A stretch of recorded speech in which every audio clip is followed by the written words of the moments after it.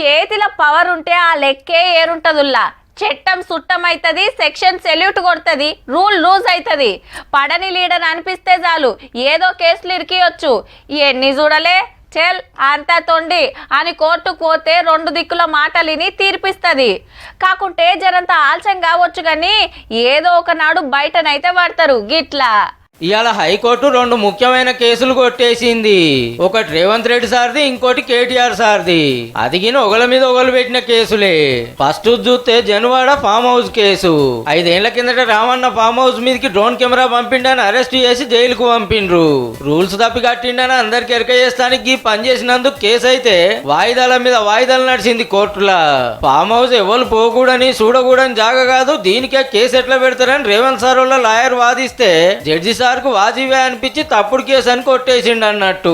ఇక Revanth Reddy sir CM సీట్లకు వచ్చినాక రామన్న అనకూడని మాటలంటే ఎంపీ అనిల్ అన్న కేసు పెట్టిండు. కేటీఆర్ సార్ ఎంబటే హైకోర్టుకు పోయిండు నేనేం తప్పు మాట్లాడలేదని. 2 దిక్కుల వాదనలు విన్నాక ఈ కేసుతో కొట్టేసింది కోర్టు.